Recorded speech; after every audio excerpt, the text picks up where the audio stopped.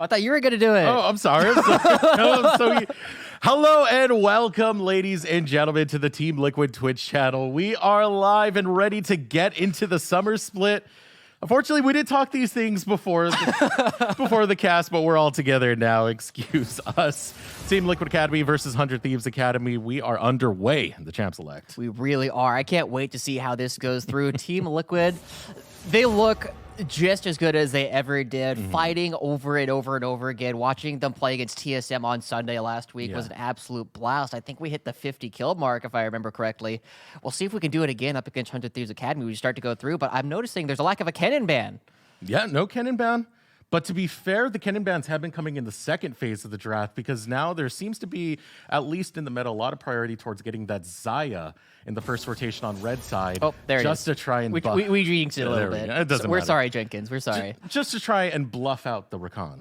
Yeah, so I'm curious what we'll end up seeing. The Silas is going to be the first thing that comes through, and not really a surprise at how quickly this champion select is going. Silas and Aatrox. I mean, you saw on Reddit the other day, Aatrox has 100% pick ban presence across LCK, LCS, LEC, and I believe it also included LPL since his rework. He's just been strong. That's it, straight up. He's a lane bully, mid-game beast. Another lock-in goes through. It will be the Xayah. Now it's up to Team Liquid Academy. Do they choose to show their bot lane right here, steal away the Rakan, possibly go for the Kai'Sa Galio that we've been seeing in the past? Yeah. Ooh, this will be interesting. Sure, you potentially picking up the Draven. He does. They know what they're going for. Morgana, one of those classic counter picks to the Rakan, simply because it's so telegraphed when you're going to go in. You go in for that grand entrance, and it's so much time. Mad instant reaction. Always going to be able to get that black shield onto the correct target. So it's going to be entirely on stunt to try and turn that around and play a little bit of mind games. Yeah, waiting for one more pick to go through from 100 Thieves Academy. So far, very aggressive on the side of Team Liquid. 100 Thieves, one more pick. It will be the Olaf locked in. Not going to go for the support yet, taking the jungle. The Rift, and Olaf is good against Rek'Sai. It is good against Sejuani as well, so it's a powerful pick to take at this stage of the game when those are your meta picks. Yeah, it is a little bit interesting to me as well, looking at the Olaf picked up by the 100 Thieves Academy. When you have the Silas, he likes to steal all of these ultimates. Anything that gives him extra health, extra damage, or extra mobility is something really good, and you don't have a ton of crowd control yet shown from the 100 Thieves Academy. You have the Root coming out from the Xayah. You have a couple of knockups available from the Aatrox. But if you're just going to be able to ignore those with Olaf, you can start turning on the damage really quickly. And not a big surprise, the Rakan is going to get banned away from stun. I don't think we have to rehash how strong Xayah and Rakan, they were literally made for each other. It's the lovers duo. Another ban goes through. It will be the Lee Sin. Mike Young, not going to be able to play that. The one thing I've been noticing out of Team Liquid Academy is the early game pathing for Mike Young is pretty on point. He has early game domination. Right now, Team Liquid, 100% first brick. Yeah, that's always impressive to see. We were talking a long time last split about how powerful the Team Liquid early game and later game stages are. They are really strong in the very beginning, and then they really just clutch a lot of wins out. We saw so many backdoors, so many split push maneuvers coming through, but the mid game has been a little bit of a weak point as the Nico does get locked in, almost definitely going up into the top lane, I'm going to have to guess. Yeah. Nico locked in, usually going that on-hit build, can be quite oppressive to deal with. Team Liquid Academy to respond, hovering the pike. Could be a very aggressive pick of their own. It's a very sticky pick, and it can snowball out of control. One more pick coming over for Team Liquid. Yeah, probably going to be looking at the jungler at this point since we haven't picked one up yet. J4, we could still see things like the Rek'Sai, though you already mentioned that Onda on the Olaf will have a pretty solid matchup into that. Jarvan with the Cataclysm is like the one crowd control that Olaf can't do a whole lot about is the creation of terrain. Yeah.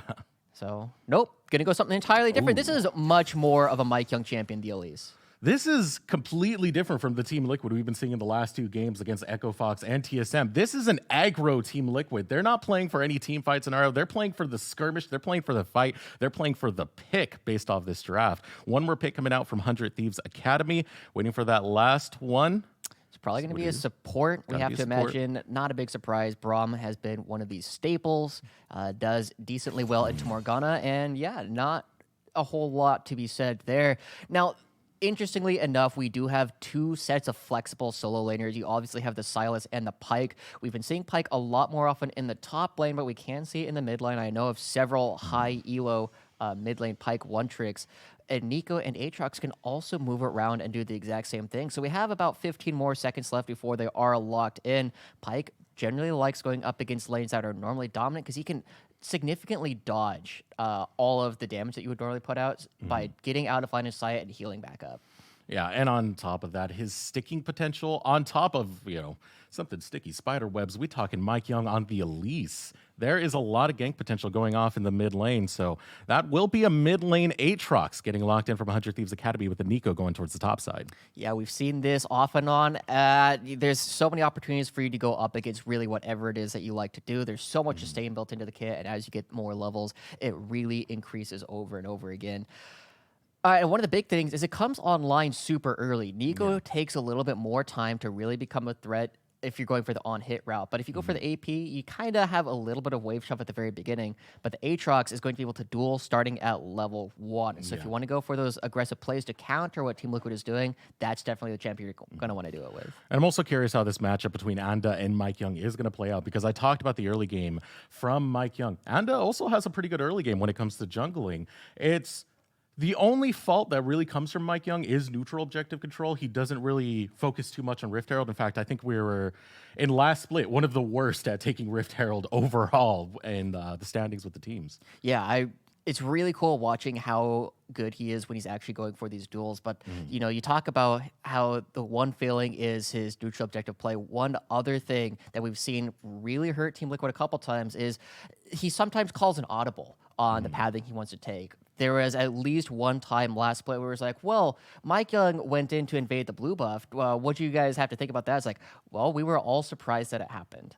Right? And it's just one of those things, like, it looked like a good play, and if it had worked out, he would have put himself massively ahead. But it's just, you have to be a little bit careful, make sure everybody's on the same page, and the trust that we've seen coming out from the Team Liquid Academy boys in the past has been so powerful, and if they can continue to keep that up in the summer split, I think we're in an easy coast to top 3 again. Yeah, well, I mean, we fight pretty well. It's just working on that mid game. That's one of the biggest things. When it comes to the mid game, we do start spreading all across the map, going from lane to lane, getting indecisive on where to make our calls. And this has led to us being kind of low in the CS per minute scoreline, at least in last season. If we could start fixing this right now, I think one of the best ways to do it would be with an early game composition that looks to just do some classic Mike Young high tempo rush. Yeah, let's do it. Well, I think we have a small bit of an opportunity. I don't believe we've had an opportunity to introduce ourselves. Oh, we haven't, right. As always, you should probably remember us if you were watching during Spring Split. I am Joshua Joshi Howard, joined by my co-caster here, Eric Desirux Beltran. We'll be here for most of the Summer Split Academy, and I can't wait to see everything that's going to be happening. I've been seeing a lot of love for my man Artrez coming out on the chat. He has moved back to his managerial position, I believe, and Jack Kaiser he was the analyst, and now he's taken over a lot of roles within the Academy squad. He has moved to be the on-stage coach, as we saw on Sunday. And I'm definitely excited, because a new coach means new possibilities, new drafts, new approaches to the draft. And I think that's what we're seeing right now, just with that sudden change from week number 1, going for that mid-game team fight type style, to this going a very aggressive early game. We're going to look to dive. We're going to look to kill. We have a different coach that we haven't announced yet, says Artrez. Ooh, giving even more spicy updates coming out. I can't wait to see Team Liquid, one of those teams that I just absolutely love because they are so supportive of all of their teams. It's just seeing all the different esports that they've been involved in have a lot of success recently has been absolutely fantastic. Second at MSI, and everybody else doing fantastically as well. So as we head into this, one of the things we did want to point out, actually, what's sorry, if Eric made a podcast about potatoes, I would listen to it every night before I go to sleep. You found yourself a new fan. So when you take potatoes, usually peel them quite slowly. Make sure you come in at an angle. And when you do cut them evenly. You don't ever want to just... I'm hoping the camera's like right there. I can't really see where the camera is, so I'm guessing. I see a couple things that could be lenses in the lights. I think this is the camera right here. Yeah, that makes sense to me.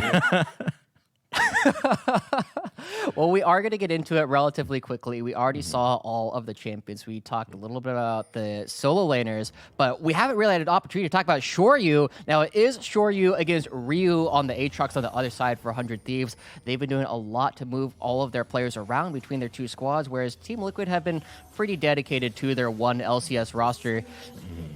So we'll see how effective it ends up being today. I mean, we saw some good things out of Shoryu and Matt. I believe it was in the TSM game. Matt went for a little cheat. He's done this play twice now. He hides in the bush and just pops out his Galio. Surprise! And instantly starts a team fight, and Shoryu and Matt tend to win it when they get that kind of initiation.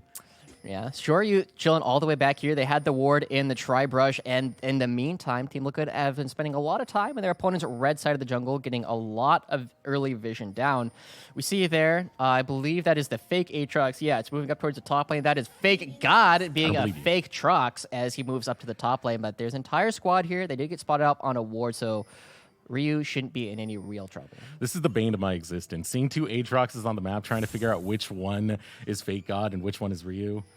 And every time Nico comes on the map, this is what keeps happening. I just keep seeing it over and over. And I like this cheeky play right here.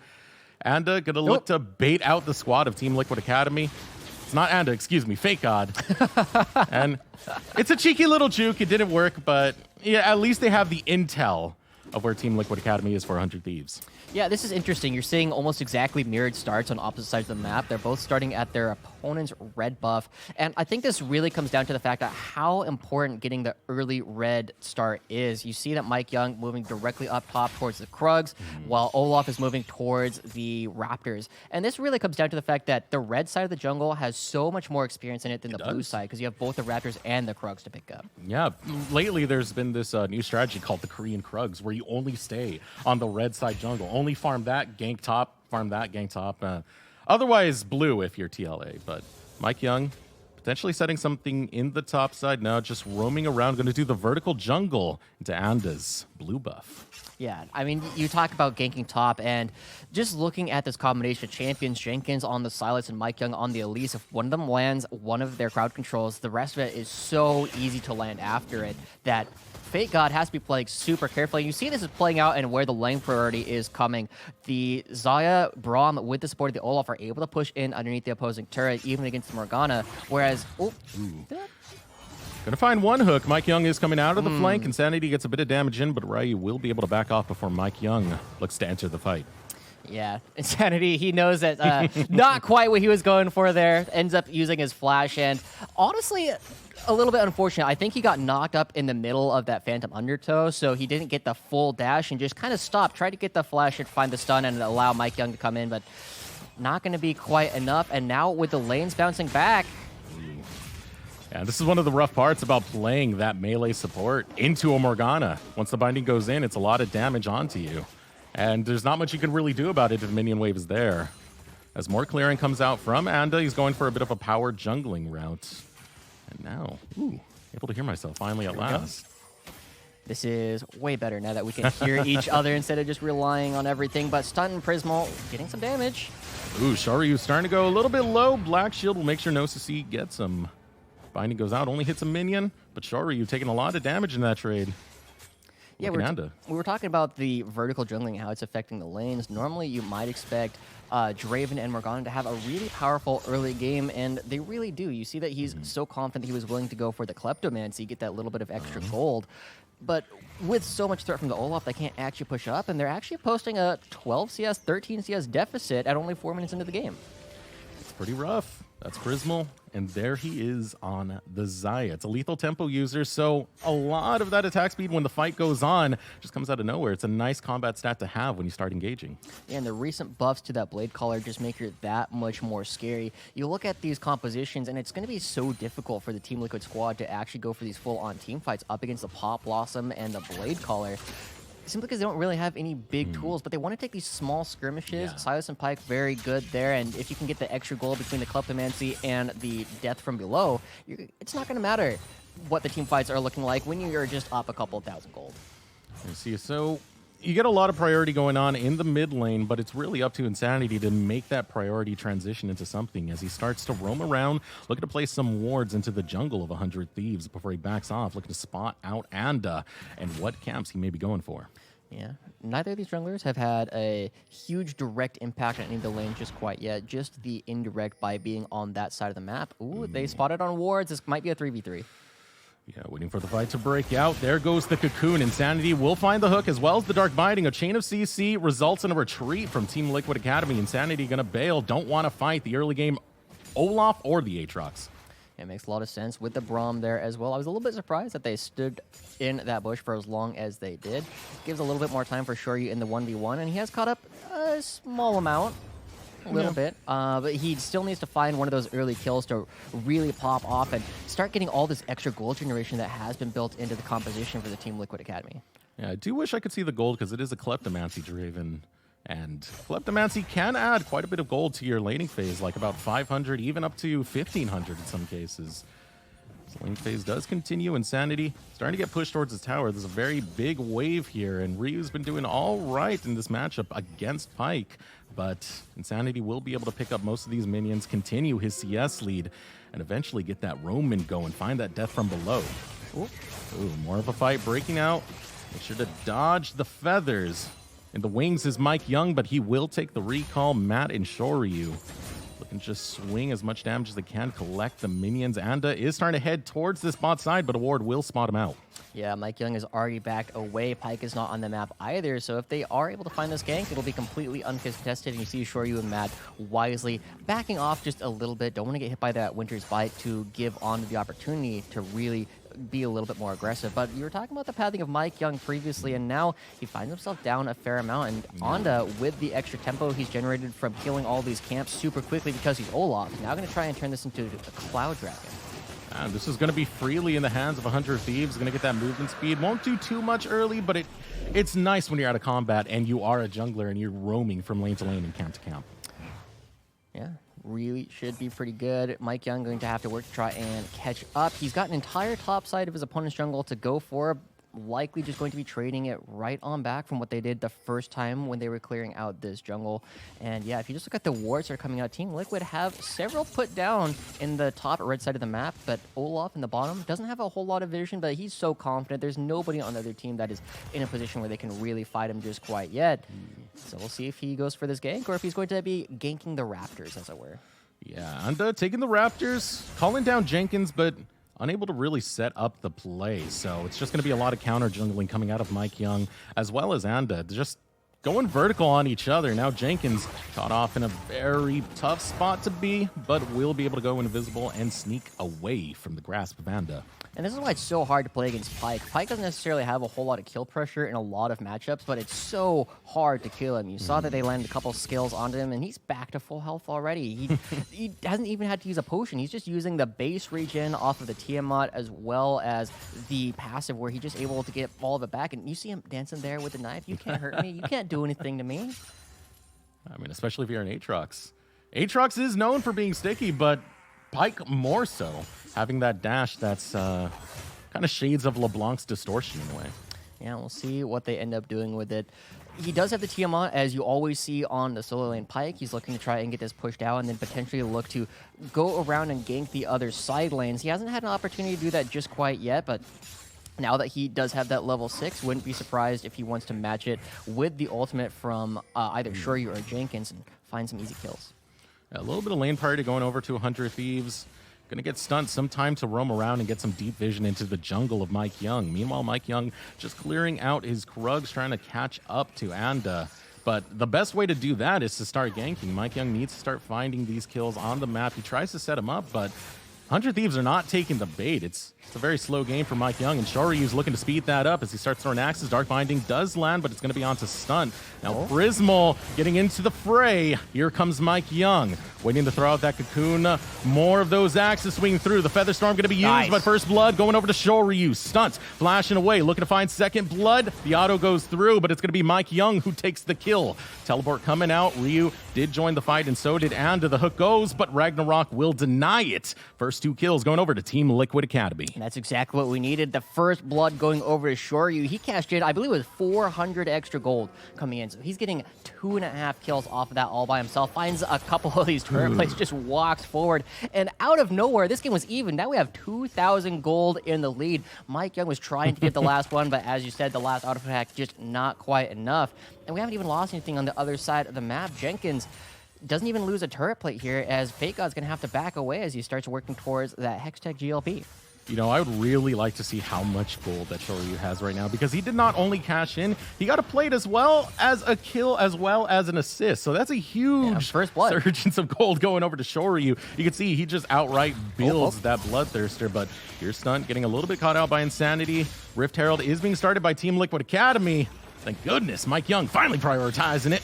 Yeah, all 5 members of Team Liquid are up here, and Prismal down on the other side. Looks like he's going to slowly be making his way up. I'm a little bit surprised he's not hitting the turret, but this is a fight. Hook goes in. World Ender picked up by Jenkins. Shoryu on the outskirts. It will be grabbed by Team Liquid Academy. Shelly going into the pocket of Mike Young. Yeah, this is a big opportunity. It's still before the 14-minute mark. Binding barely misses out. Shoryu with that Bloodthirster probably would have popped him. Now, we do trade this. It's not a completely free Rift Herald. We do lose a kill's worth of gold and plates, and probably going to be losing a little bit more as nobody's in position to match Prismal and Stun. But Mike Young running up to the top lane might choose to just throw down the Rift Herald almost instantly in order to match this, as Fate God going to have to back so far away. Yeah, he's doing exactly that. Got to try and get to that second plate mark, because the Rift Herald is going to be doing true damage to this turret, and it's going to mean that you don't have to do nearly as much damage. Look at that. Pops takes 2.5 plates, and but look at this final. Clear it out. Look at this final slither, how long it actually takes to clear. That's the bulwark buff. Every time a plate goes down, it gets more armor and more magic resist, so it's kind of tricky to start chopping it down when Shelly does the initial burst. Yeah, and Jenkins came down in time. He's going to be able to stop this turret from going down, and with only 10 seconds left on this Cloud Dragon, Team Liquid making a full rotation. Bot lane goes top, takes down a turret. Now they're going to go right back to where they started and even up this Cloud Dragon. Fate God does have the teleport, so it's not going to be a completely free fight if they want to try and go for it, but he doesn't have the GLP completed. He doesn't have the Twin Shadows. He's super reliant on his base damages. And this was the early game we were talking about from Team Liquid Academy. Mike Young was able to set up something and get some kills going in the bot lane, and Team Liquid Academy do have the lead, but they need to continue this sort of pressure. This composition screams, once we get a kill, we're planning to make it a package deal. Yeah, we'll see how we end up going about this. Fate God is running down. Jenkins starting to go forward. It's stunned. He's going to be stunned. Over the wall? I didn't know that. Yeah. Elise just like goes for that Q, doesn't even jump on over. That's some range that I didn't know that move had. That's pretty cool. Yeah. Just small little bits of information Mike Young has. Darkbind goes out. It does land onto Fate God. Fate God gets pulled in and destroyed by Shoryu. Shoryu picking up kill number 2 of the game. That feels so good. Able to burst down Fate God through his flash before he gets the shield from the Pop Blossom. And now we're looking at the mid turret. We can pick up all these objectives for free. Insanity's not done. Death from below will miss. A lot of pressure going on to this mid lane tower. Team Liquid Academy trying to take off at least one plate before they start backing off. The minion wave is gone, so Team Liquid Academy going to back off and take the Drake. And we have good waves in the sides as well, starting to crash towards the top turret in the top lane. And dead on even, Insanity going to be able to clean all that up and then move towards the bottom lane and maybe getting himself one more play off of the bottom as well. So overall, everything looking really good here for Team Liquid Academy, and they have the composition to blow this completely out of the water. And Sandy, unfortunately, not getting the extra gold off of his ultimate because it did miss. But Shoryu, already with 2 kills underneath his belt, is going to be almost his entire gold lead, I have to imagine. 5 or a little under 4,000 at this point.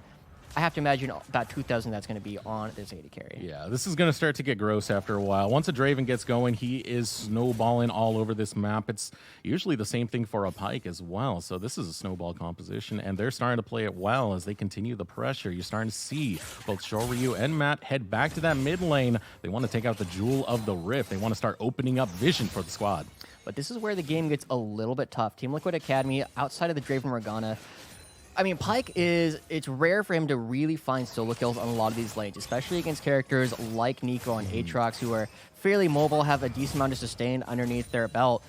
and they still need to break open these outer turrets so they can start getting a lot of deep vision down into their opposing side of the jungle. I'm expecting the game might slow down a little bit if we don't see Mike Young start going for these very aggressive plays, and misses. Oh, I mean, at this stage of the game, it's 100 Thieves who are trying to make the plays, and they want to make it onto Jenkins. Jenkins is a little bit caught out here, but will still away the Ragnarok from And. You're not catching him anytime soon. And look at how many members of Team Liquid are already in the mid lane. They're happy to make this trade. They just want to get the map as open as it really can be. They're already starting to get vision down in the bottom side of the map. Going to be taking down this turret. And Shoryu and Matt, they might get enough damage onto the mid lane second turret to just make this... Are they even going to get it? Down. Silas is still here. It's a slither away from finally going down. Jenkins will back off. The turret does go down, but it was so much of a time commitment coming out of 100 Thieves. Look at the bot lane. Insanity pushing this wave up. That tower's critically low. In mid lane, the tower went down. Team Liquid Academy, they're just making the right calls at the right time. Yeah, and it's so difficult for Fake God to walk up here, even though he only sees Insanity has a little bit of vision. It's so quick for people to roam, and this turret might go down to the minions. It's going to be really close. One more auto cat. There it goes. MVP melee minion taking down the outer turret. Now we're up to a 5,000 gold lead, nearing on 6. And this is what we're talking about. Now everybody's going to reset, find themselves some control wards, move forward into the other side of the river, and start using those pick tools, the Elise Cocoon, the Morgana Binding, to blow up members of 100 Thieves. But you also have to remember we're heading towards the mid game, and this is where Team Liquid Academy start to fall off in their decision making. It's gonna have to be very decisive from Mike Young if he wants to keep up this tempo and not give 100 Thieves a window to come back. Yeah, and talking about the tempo just a little bit, now he's finally ahead in terms of his CS, going up against Anda. Just having that extra pressure that they were able to generate off of their early lane priority means that he's able to find a small advantage on a champion that really needs a snowball. You talked about the Draven, you talked about the Pyke, but Elise, one of those junglers, just like Lee Sin, going to be doing a whole lot less later in the game, and Ryu might be catching out Insanity. And going after Insanity, going to bring Anda as well. Insanity going to be in a rough spot. It is Pyke. He's a very slippery champion to catch, and that is the case. Insanity just slides away. Yeah, just wasting a little bit of time. There's not a whole lot that's going to cost either side. Mike Young, Matt going to come in the wings. Out goes the Cocoon. Ragnarok will be prop, trying to flash over the wall. Dark Binding lands only for damage, flashing over the wall. And will stay alive. But out of nowhere comes Insanity. Death from below scores a double kill, but he's not done. He wants Prismal, and that is what he is going to get. But the stun coming out at the right time. It's pulling him back in, and Insanity over aggressive goes down to Prismal. Yeah, a little bit too much confidence there. He saw what he wanted. It was Prismal, but between the flash and the ultimate, it's going to be really difficult for 100 Thieves to really be giving up that kill. Insanity won it, though. Probably could have got himself out, but already finds himself 2 kills, giving his team an extra 600 gold to play with. And he didn't even get a shutdown to give over. He hadn't had enough time outside of combat in order for that to even activate. So just straight up, effectively a 4-for-1 kill trade in favor of Team Liquid. And mind you, this is the first kill that 100 Thieves have been able to pick up. It did go on to Ryu, not onto Prismal.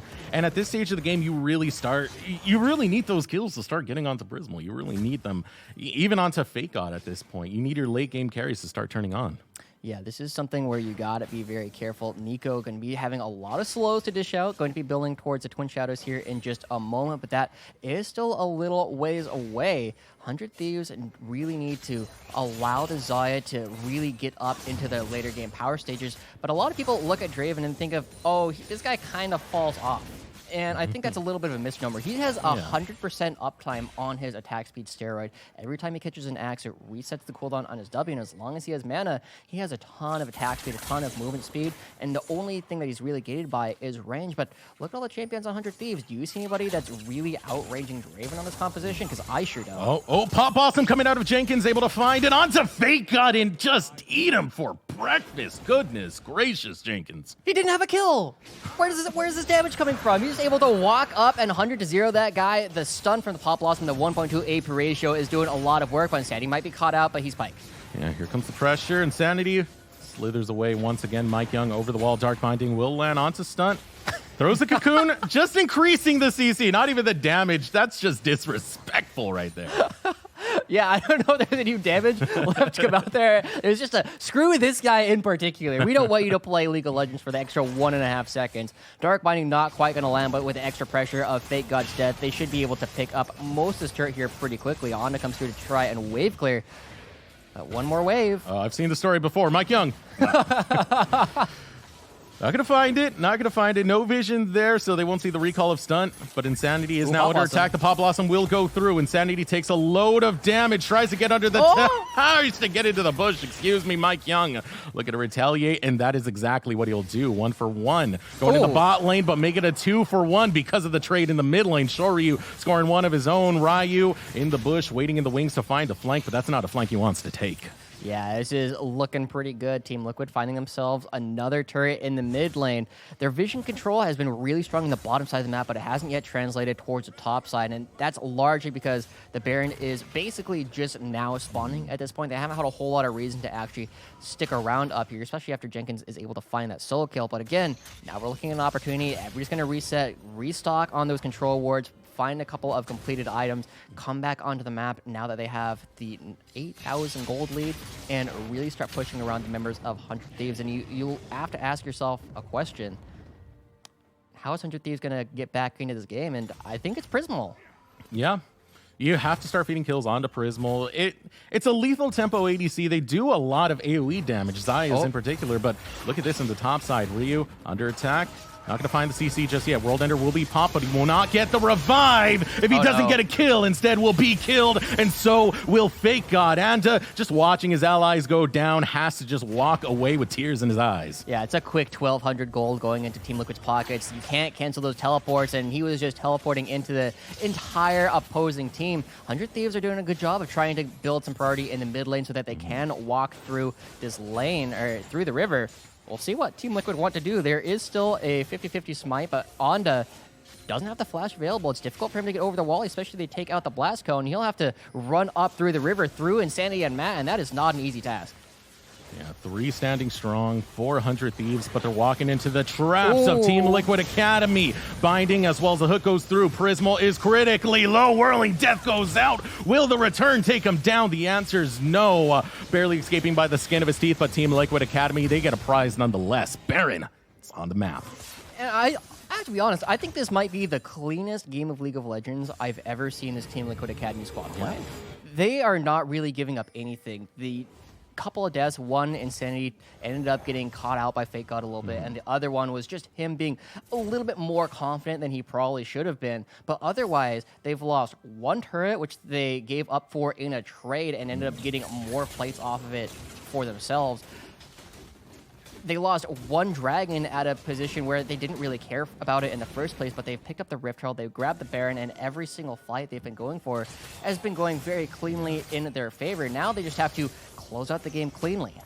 And now with this gross lead that they've been able to accumulate over the last couple of minutes, it's almost already over for 100 Thieves, because on Anda, on the Olaf does need to get a bit of a lead. Otherwise, he goes down really fast. He's a pretty squishy champion off of base stats alone. So when Anda dives into these fights, when he uses the Ragnarok, he can't afford to go deep for the backline, because look at the damage Shoryu's bringing. Bloodthirster, Infinity Edge, Rapid Fire Cannon, that is what you'll be facing. Yeah, this is one of those opportunities where you'd be looking at your Olaf and being like, man, I wish this Olaf had redemption. I wish it was a Sejuani. I can't really fault them for picking it early, though. Olaf is still a good champion. I just think that the way that the lane played out didn't go in their favor. Little caught. Yeah, almost. Root does go down onto stunt. The rest of the squad of Team Liquid Academy are starting to fight backwards. Look to take it to 100 Thieves. Pop Blossom goes out, but double golden blocks it. Now Jenkins looking to join the fight. Down goes Shoryu. The ADC is down. 100 Thieves now have their opportunity to take a fight. Ryu, World Ender, revive goes through. Prismal taking down Insanity. Insanity not able to make the hero play in time. In Team Liquid Academy, they finally lose a fight. Insanity and Shoryu down, and they got nothing for it. I think we both saw the opportunity there. Yeah, I looked. Insanity was like, he was in the air, but have to give a lot of props to 100 Thieves. They found the overman fight. Jenkins hadn't rejoined the rest of the team, and Shoryu a little bit too far forward, ended up taking a turret shot, had to flash away and use a stopwatch to avoid Fake God in that fight. And now, not only are they finding themselves just one big shutdown onto Shoryu, but they're also finding themselves the Infernal Drake, giving them that little bit of extra scaling to allow Prismal to get back up into the game. And Ryu really doing a whole lot of work in that fight. He forced everyone to retreat. You saw Jenkins, he had to use all of his spells to get through the fight in order to get to the other side. He's like, yeah, guys, I have a flank, but it's not going to do me any good if I'm the only one trying to fight. So 100 Thieves doing a good job. They peel off a lot of Barons. That's going to be a lot of time wasted for Team Liquid, and I think it means that they aren't going to be able to break the base with this objective. No, instead it will be stalled out a little bit longer. This is what we're talking about. The mid-game decision-making from Team Liquid Academy does need to shape up a little bit more, while 100 Thieves, they do feel a little bit of boost of confidence, but this is still a very devastating gold lead coming out of Team Liquid Academy, and they're going to continue pressing the tempo as they go into the jungle of 100 Thieves and start establishing vision. Yeah, this is what we're talking about, grabbing all those control wards. Mike Young maybe caught out just a little bit, but he's got Shoryu to retreat to. I believe all the Baron buffs should be gone at this point. Might still be one on Jenkins in the bottom lane. No, everybody does have it gone. But still looking pretty good. Still just shy of a 10,000 gold lead for Team Liquid Academy. They're getting all this vision down. And with the Dusk Blade, whenever you walk in range of a ward that can see you, Insanity's going to know. He's going to be able to kill those wards in one auto attack. So you see him running very quickly between all these lanes. And we got a couple minutes for the Baron to spawn, and with only one turret outside the base for 100 Thieves, Team Liquid Academy now transitioning all their vision to the top side. And you can see the vision is declining for 100 Thieves. It's getting more and more dangerous to try and walk into any of these bushes. There's a bit of a smart ward coming out of 100 Thieves, just right behind that control ward. Insanity going forward, backs off from the undertow, as well as the winner's bite. Team Liquid Academy want to set up the siege on this top side, but 100 Thieves are responding, and they're responding well, bringing all 5 members to make sure this tower will not fall. Yeah, the observers, I think, are trying to tell us something. You take a look. Now, you can't see it anymore, but Shoryu up 4,000 gold overall up against Prismal. And right now, you look at the items that they have, you can basically equate Infinity Edge and Essence Reaper is basically the same, and Rapid Fire is literally the same. But then the big difference is this Bloodthirster is already completed as compared to the BF Sword, and with the extra gold that is in Shoryu's pockets, next time he backs, that stopwatch is probably going to go from being literally nothing other than something filling up your inventory space to an entire Guardian Angel. Yeah, I'm dying to see this recall finally come out of Shoryu, because then when the next fight happens, he doesn't have to worry about being reckless. He can be that Draven that you want to roleplay to be whenever you're playing him in lane. Yeah, you know, we don't have to refer to all of the Draven 1 tricks, but of course we could at the highest level. He's chilling out. He hasn't actually upgraded it. There it is. The stopwatch turns into the Guardian Angel. Doesn't quite have enough gold to pick up any control wards, and we are getting closer and closer to the spawn of the next Baron, but there is still time, and every second is one more second. The 100 Thieves have an opportunity to try and turn things back. Onda gets caught. Yeah, Onda gets caught, but there's not much damage to back off. Shoryu wants to change that, but only gets 1 axe in. Onda falling to about 2/3 of his HP. Insanity looked to get to sneaky hook in, but Prismal has the minion wave there to be safe, as 3 of 100 Thieves start setting up in the mid lane to push the minion wave in so they can back off, potentially get some vision back established towards the river and their own jungle. Yeah, you see right now Jenkins on the other side of the map. He does have his teleport available. Wants to make sure that everything is pushed in, and the Baron has spawned. You can see it just barely in the top left corner, and they find a catch.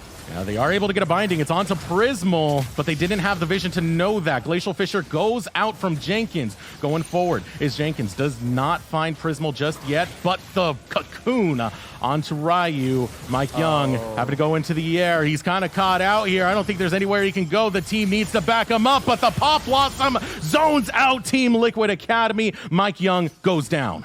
Yeah, they trust each other so much, but this is the power of having the vision control that 100 Thieves have been able to reestablish on their top side of the map. Oh, he might be caught. Oh, wait for the Pot Blossom to come out of Jenkins as well. You could be looking to do that soon. Vision does go down. 100 Thieves getting priority in the mid lane. Looking to chip away at this tower as Team Liquid rotate around the backside. Jenkins on the flank. The rest of the squad not willing to fight a 4v5 scenario. Yeah, it makes a lot of sense.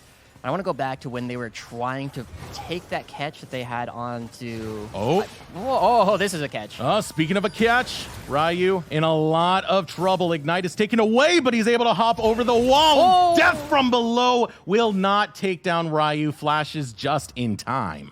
Yeah, going to be forcing Ryu out of that situation. And now with the Ocean Drake coming up, I wonder if Team Liquid's going to really care about this at all. If they give it about another 20 seconds, it'll be the last Elemental Dragon before the Elder Drake spawns. That gives them another later game win condition, and they can really set up the checkmate of, do you want to give us the Baron or do you want to give us the Elder Dragon? 100 Thieves moving over. They don't have a blast plant to get themselves over the wall, so it's really difficult for them to try and sneak this objective away. We've seen it before. Not today. Not today. Not today. It's not going to be the case. See you in Twitch chat, Ryu. I will fix it. No worries. As the siege does come out from 100 Thieves, they look to push forward, but they still know they have a deficit. They can't really take on Team Liquid. They can't really gamble taking a 5v5 that far up in Team Liquid territory. Yeah, I mean, we still have to look at the compositions. 100 Thieves Academy still has a pretty strong team fight just off the champions that they've picked for themselves. But now, this is bold. They're actually starting to hit the Baron, and there's no vision. Look at 100 Thieves. They don't see the river. They don't see the Baron. And they throw out the first blue trinket. Trying to use this pick comp as best as they can, but 100 Thieves are not taking the bait just yet. Still need a little bit more vision from Team Liquid Academy. They want to get those excellent skill shots to go through. Dark Binding and the Hook from Insanity are the key engaged tools for Team Liquid, as well as the Cocoon. But they're just not able to find them. They're just not able to make this pick comp work in the mid game. But this might work right here. Jenkins going after Fake God. Pop Blossom gonna be popped, but Jenkins has one of his own. Dragon going down for Mike Young, as Fake God will be able to get away.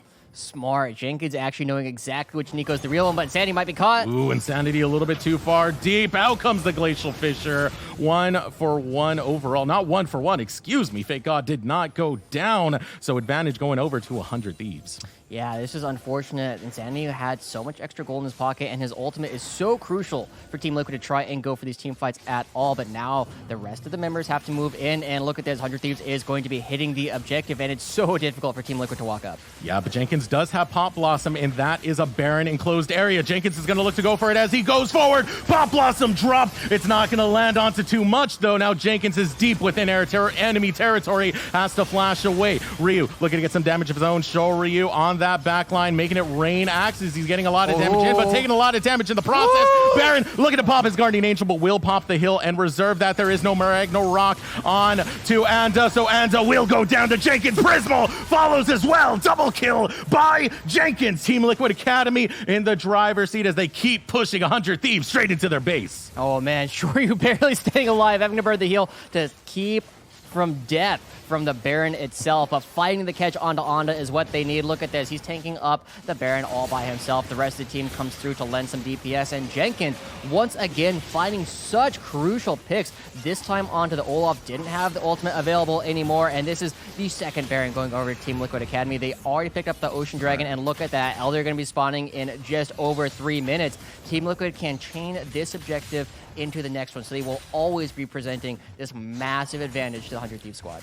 Yeah, but can they break the base this time, Joshi? That's the big thing. Last time Team Liquid tried a Baron Siege, they fell in the bot lane, giving up 2 kills. This time, they need to be much more coordinated, because if they do that same type of play again and fail it, 100 Thieves will have death timers on their side. They really will, but they don't have the turrets really on their side. Even if 100 Thieves gets a full clean ace, it's going to take them at least 2 of those to really win this game. You look at all the turrets that are still available for Team Liquid, you got to kill 1, 2, 3 before you even get to the inhibitor. And if nothing else, that's going to chew up a lot of time. So you'll have to win another fight to actually close out the game. And Shoryu, with another BF sword underneath his belt, I wonder if that's just going to be a second Infinity Edge. Maybe he's looking to close the game right now. Just buy the BF sword and hope it's the stat that wins you the game. Who knows? Anything happens in League of Legends. Yeah. Second Infinity Edge wouldn't be too far-fetched for Draven. Yeah, I mean, Jin does it. I mean, it might be a second Bloodthirster. There's not many items that build out of BF sword anymore, especially since Essence Reaver no longer does. But we see that Team Liquid starting to move up towards the enemy base. This is the opportunity. Jenkins split off towards the top side. Nobody's going to match him, so that is one more turret. A little bit of gold, a little bit of map pressure, but ultimately, 34 minutes into the game, not going to be the most important thing. And Shoryu, I got tricked up a little bit there by Fake God's little clone. I thought it was the real thing.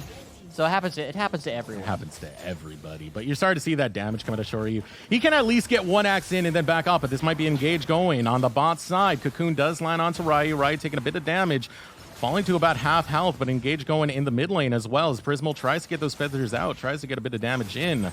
But going forward on every single lane, Team Liquid Academy, they're going after Prismal. Prismal critically low. Shoryu should be able to clean this one up, even with the tower there. Insanity takes down Prismal, waiting for more damage to go through. Pop Awesome is pop, but it will do nothing for the chances of 100 Thieves to win this game. Ryu fighting tooth and nail. Pop Awesome used, but going golden is fake odd. Ryu critically low. World Ender will be timing out, so there will be no revive for Ryu. He will go down to minions. Team Liquid Academy, they find the ace and they're in the base, taking down every structure they see fit. And they did such a good job of splitting the map and allowing their pick potential to really come to fruition. They have so many single target skill shots that if any of them land can mean death. And now here they come. They said in chat, I don't know if you saw that, Mike Yang, we lost.